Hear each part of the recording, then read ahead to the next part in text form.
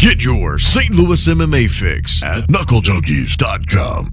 This video is sponsored by Brad Carey with Realty Executives Premier. If you're looking to buy or sell your home, call Brad Carey.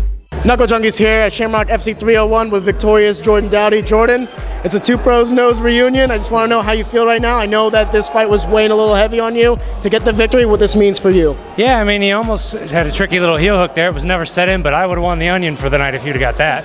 You know, so Eddie is a game opponent. You know, you look at his record, and he's beaten some people he shouldn't have probably, but I mean, not many guys can draw back on a heel hook and threaten you like that, and I'm like, there's no way I could lose that. But thank you to Josh McKinney, Steve McKinney, who've been drilling that stuff, and I knew just to push the knee line off, and I create some separation there, and then I got up, got on top, and I just threw hammers. Well, no, I mean, Eddie Hilaria is a very touted fighter. He's got over 30 professional fights, so to go out there and have the performance that you did is incredible.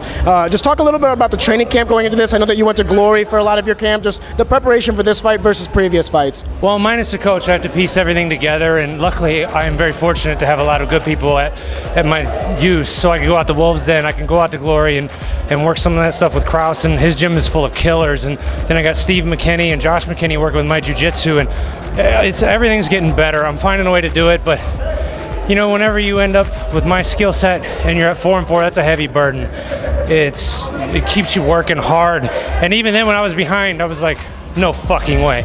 This ain't happening. I've worked too damn hard for this head to get back on top.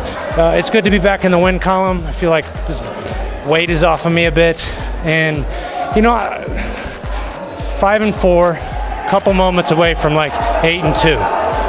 That's hard for me to deal with. So I'm trying to close the gaps in any way I can.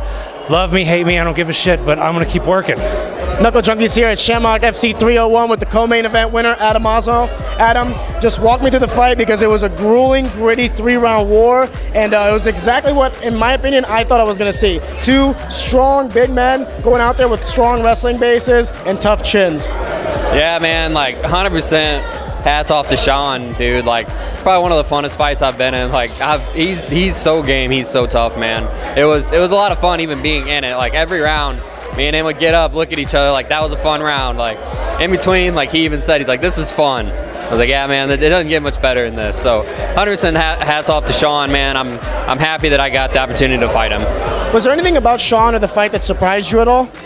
Yeah, I mean, I knew he was going to be strong. I knew he was going to be tough. And he said, you know, I eat punches like vitamins. And I was like, you know, maybe he does. And 100%, that was not a lie, man.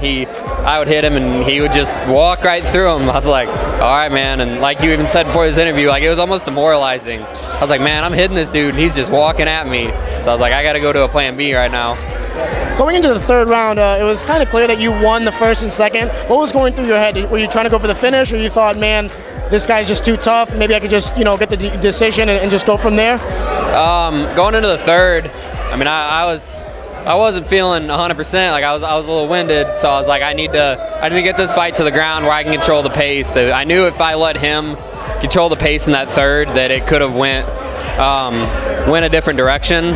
So I knew that I had to come out strong in the beginning. And Knuckle Junkies here with Shamrock FC 301 main event winner Adam Cella. Adam, a lot of controversy after the first fight. No real, you know, doubt left in the second fight. You came out really heavy with a 2 right off the bat. Was like that part of the game plan to just strike early and strike often? That was exactly the game plan.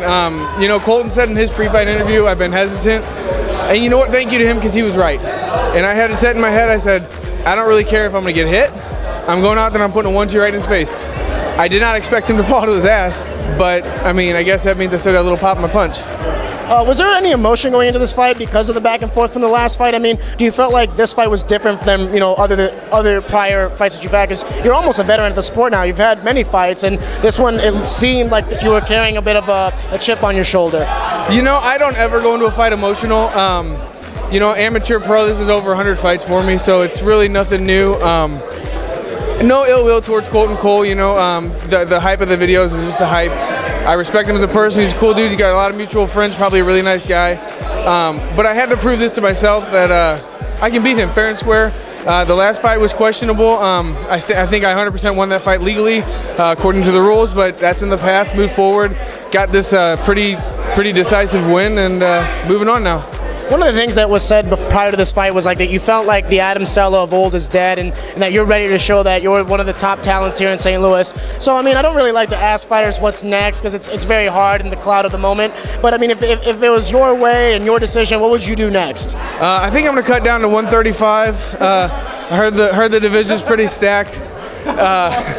No, honestly, what's next is I've had 2 fights back to back, long camps. I think I'm gonna get some more cross training in up at Glory in Kansas City. They're a good group of guys up there. Some cross training with the guys at Wolves Den over in Granite City as well. Jordan Dowdy, the guys helped me a whole bunch. Plus, I've got probably the best team in St. Louis back at Finney's. So to be honest with you, I just want to work a little bit, learn a little bit, eat a little bit, keep my cardio up because I feel like I've got great cardio, stay in good shape. And apparently I've got abs, so I'm going to try to keep those.